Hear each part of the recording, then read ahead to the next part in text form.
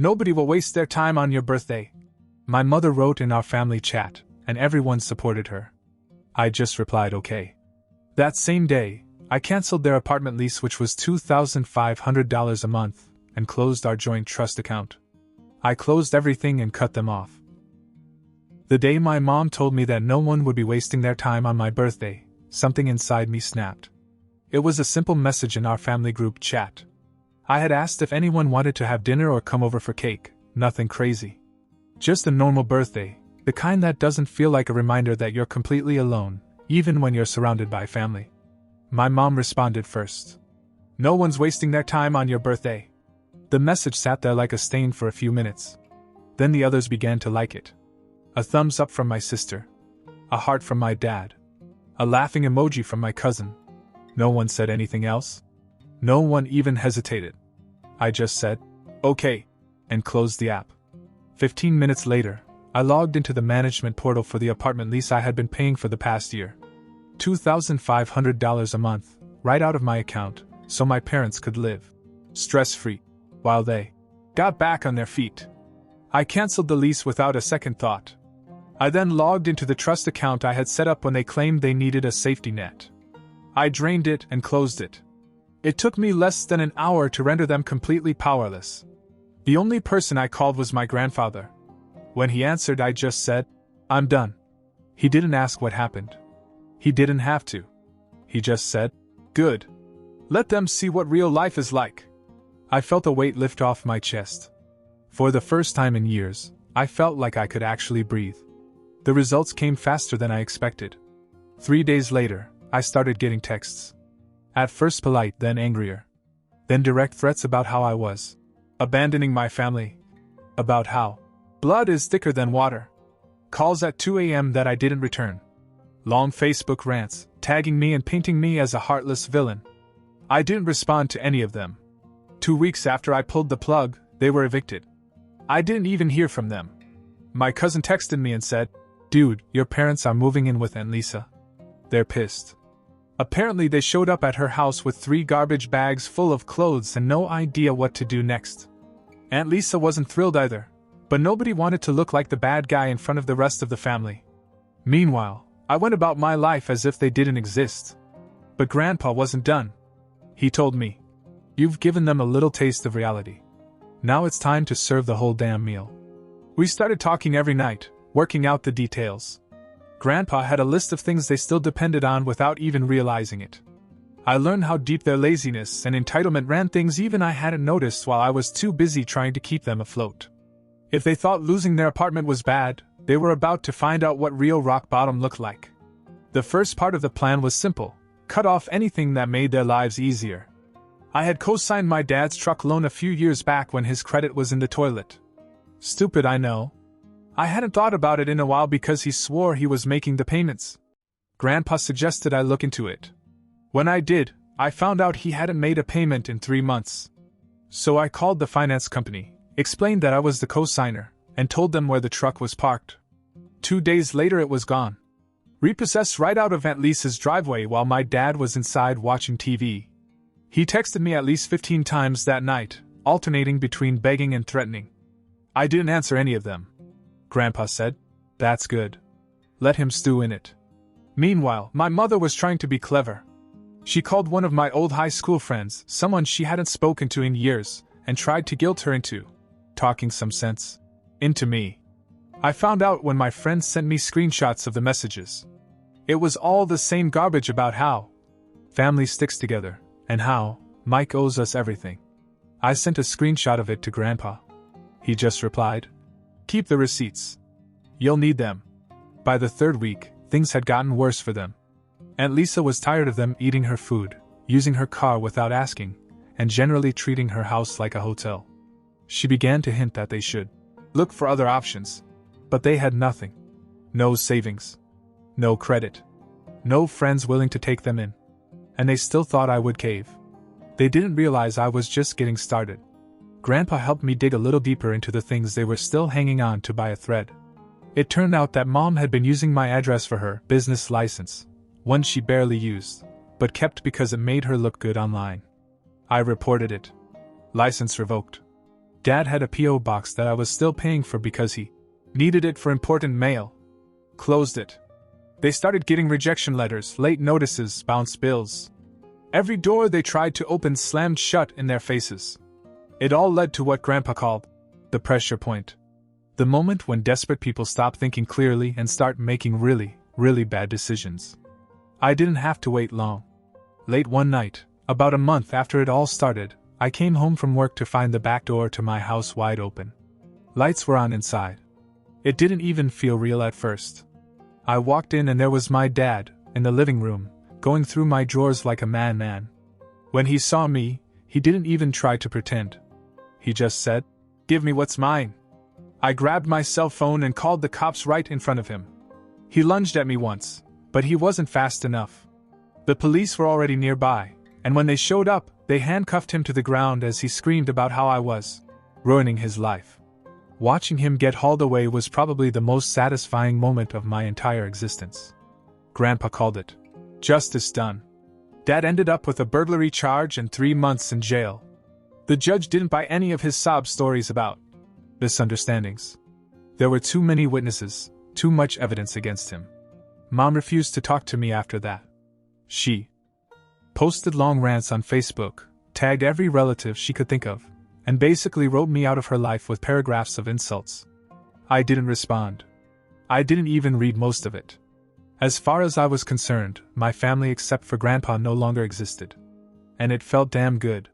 After my dad was dragged away in handcuffs, you'd think things would finally settle down. Instead, it was like lighting a fuse. For a few weeks there was silence. No texts. No phone calls. No angry online rants from my mom. It was eerie. I half expected them to show up at my door again, but nothing happened. It almost felt like I had finally scared them away. Grandpa didn't buy it. He told me, "Silence doesn't mean peace. It means they're plotting something." And he was right.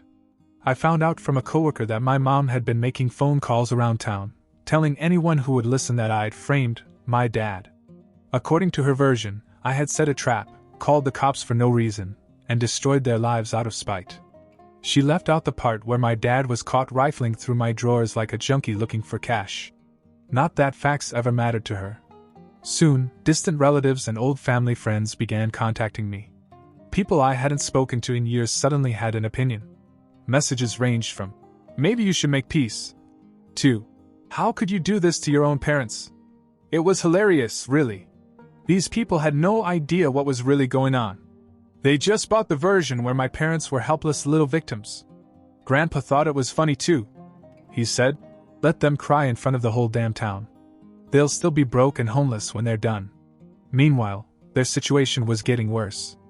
After the arrest, Aunt Lisa's patience was wearing thin. Mom sat around all day, demanding rides, eating her food, blaming everyone but herself. Lisa wasn't having it. After 2 weeks of nonstop freeloading, she packed my mom's crap into a few garbage bags, dumped them on the front lawn, and told her she had an hour to leave. No arguments. No discussion. Just get out. Mom ended up begging Jason, my second cousin, to let her crash on his couch. Jason lived in a tiny downtown apartment surrounded by abandoned strip malls and liquor stores.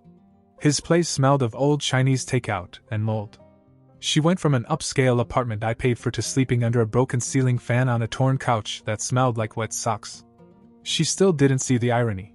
Grandpa called it justice done without us lifting a finger. But he wasn't done. He said it was time to make sure they stayed down. Permanently. As it turned out, Grandpa had set up a family trust years before. It wasn't a crazy amount of money, maybe enough to buy a decent house or start a business, but it was significant. Back when things were normal, my parents were named in it. They would have gotten a share when Grandpa died. They would have. That afternoon, Grandpa and I sat down with his lawyer, a no-nonsense woman who seemed to know exactly what kind of family we were dealing with. We updated the trust. Officially, legally, my parents were cut out. Every penny was redirected to me and a few cousins who had actually stayed loyal. It wasn't petty. It was survival. Grandpa didn't want a dime of his hard work to go to people who had spent their whole lives taking. The best part? We didn't just update the documents quietly. The lawyer had official letters sent to my parents. Big manila envelopes that they had to sign. Inside was a complete breakdown of the trust update, complete with highlighted sections showing exactly how and why they were being disinherited. There was no room for confusion. No loopholes. No chance to talk their way back in. When they opened those letters, all hell broke loose. Mom blew up my phone with voicemails full of screaming, crying, bargaining. The messages ranged from, "Please, we're still family," to "You'll regret this for the rest of your life." I didn't respond to any of them. Then came the fake apologies. The "We miss you" texts. The "Maybe we can get together and talk things out."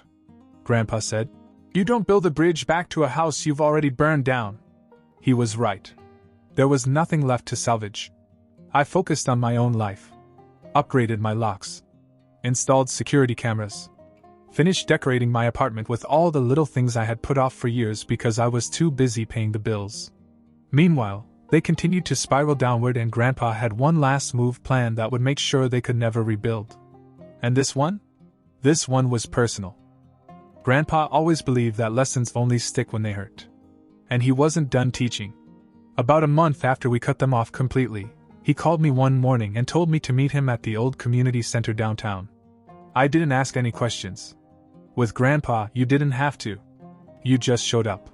When I got there, the parking lot was packed. It was some kind of local fundraiser, small town politics, charity auction, that kind of thing, but everybody who was anybody showed up at these events. Not because they cared about the cause, but because they cared about being seen. That's when I saw them. My mom and Jason, huddled in the back, trying to blend in. Mom was wearing the same sagging jeans and pilled-up hoodie I'd seen her in during her last Facebook meltdown. Her hair was pulled back in a greasy knot.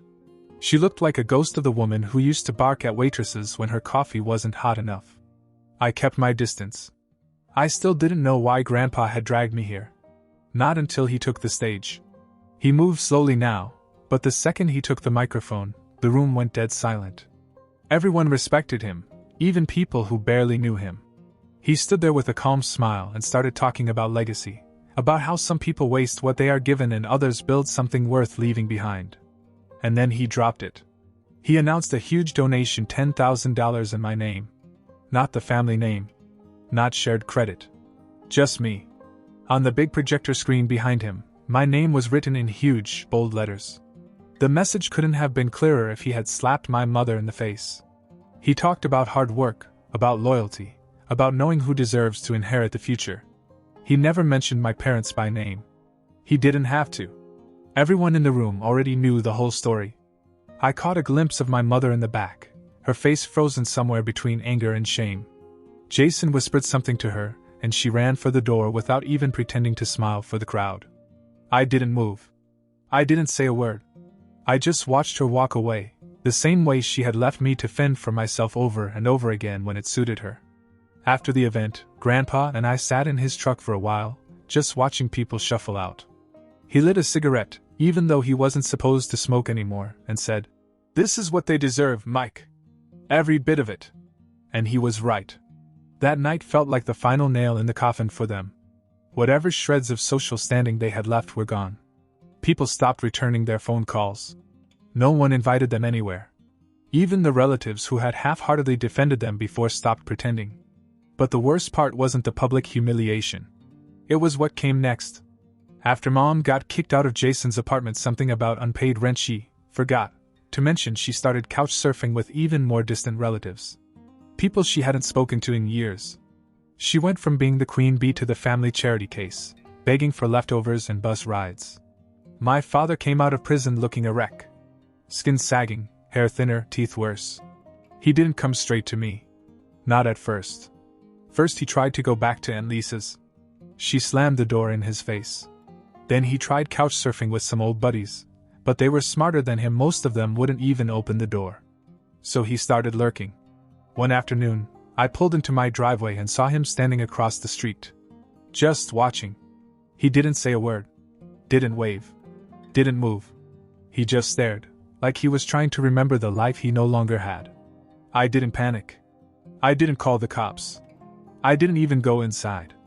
I just stood there in the driveway with my arms crossed, staring right back at him. It was a long 5 minutes. And then he turned and walked away, shoulders slumped, like he was carrying the whole world on his back. Grandpa called me later that night.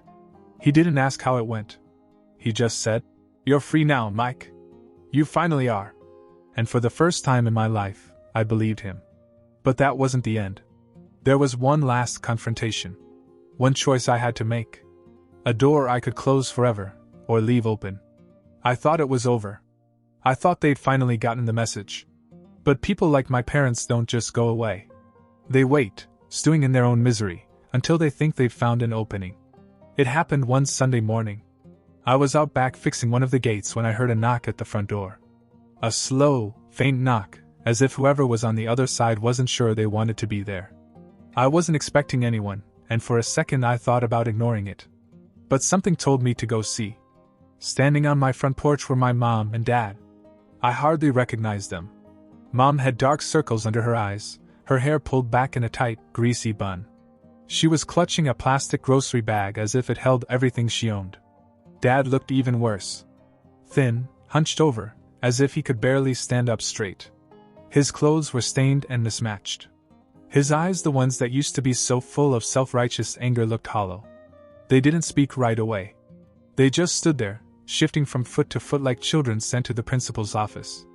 Finally, Mom mumbled something about needing a place to stay for a while. She said it like it was no big deal, like she was asking for a cup of sugar. Dad didn't say anything.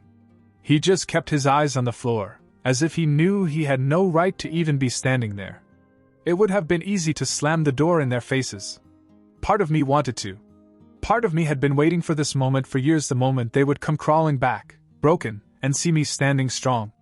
But there was a small, stupid part of me that hesitated. Because no matter what they'd done, they were still my parents. Still the people who gave me life, at least biologically. Grandpa's words echoed in my head. "You don't owe them anything, Mike.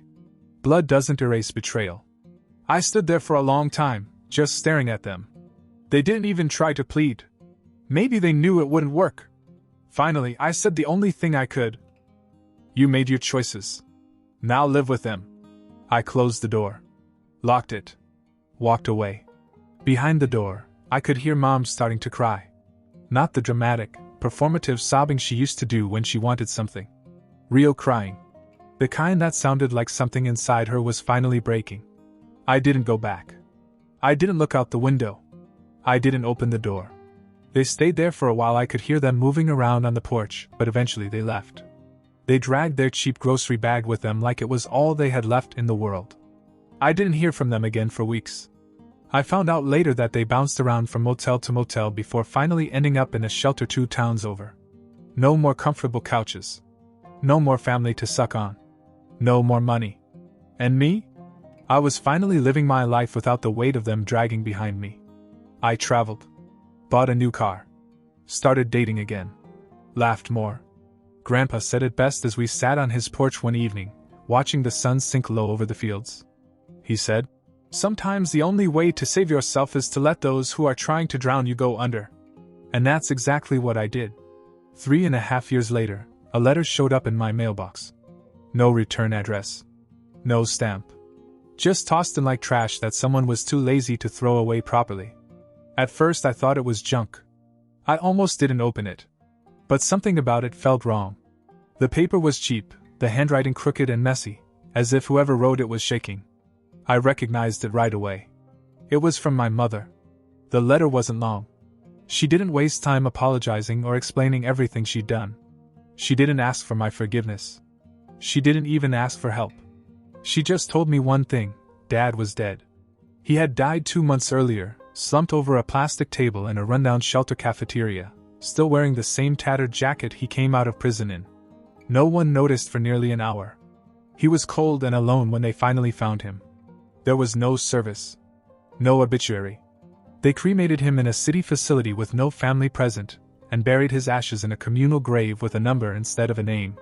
She wrote that she was living in a battered mobile home behind a boarded-up gas station near the old 68 bypass. No heat. No water. She lived on canned food from a food pantry and washed in a cracked sink with rainwater she collected in buckets. And then, at the bottom of the page, there was one last line that stayed with me longer than anything else. "You won, Mike. Every time you drive by, remember I'm still here. Waiting. Watching. dying slower than he did. No love, Mom. No apology. Just pure venom. I folded the letter in half and threw it in the trash without a second thought. No hesitation. No guilt. They made their choices. They built the grave they were buried in with their own hands. Grandpa had been right all along. Blood doesn't mean loyalty. It doesn't mean love. It just means biology. A technicality. I never went looking for her. Never answered. I drove by the 68 bypass many times over the years, sometimes on purpose. Sometimes, in the distance, I'd see a rusted mobile home sitting like a rotting carcass behind the trees, its windows taped up with garbage bags. I never slowed down. I never stopped. I let the past rot right where it belonged. Meanwhile, my life went on. Grandpa had left me everything: the house, the land, the savings account no one knew about. I rebuilt it all from scratch. I renovated the house, expanded the land, started a business with money I earned without anyone's help. I lived for myself for the first time in my life. I traveled. I fell in love. I built something real. Sometimes people would ask me why I wasn't in touch with my family. I would just smile and say, "Not everyone deserves a seat at your table, no matter how long you shared a last name." One night a few years later, I was sitting on my porch with a beer in my hand, staring out at the fields that Grandpa had tilled with his own hands. The stars were bright, and the world felt bigger and cleaner than it ever had when I was trapped under its weight. I thought of my parents just for a second. Then I raised my glass to the night and drank to their memory. A memory that couldn't hurt me anymore. They were ghosts now, and I had finally stopped believing in them. Update. It happened at a barbecue. One of those neighborhood things where everyone brings a dish and pretends not to judge each other's lawn care or bank accounts. I usually kept quiet at these things, stuck to a beer in a corner, but that night a guy named Andrew struck up a conversation with me. We talked about business, trucks, the city. Nothing deep. Nothing dangerous. Then he casually asked, "Do you have family here?" It was such a normal question. So innocuous. Most people would have rambled on about cousins, holidays, funny childhood stories. I took a slow sip of my drink and looked up at the darkening sky, where the stars were just beginning to blink awake. "I used to," I said. "Now I just have ancestors." Andrew laughed, thinking I was making some strange joke. I smiled too, but mine didn't reach my eyes. He didn't ask anything else after that. And that was fine with me.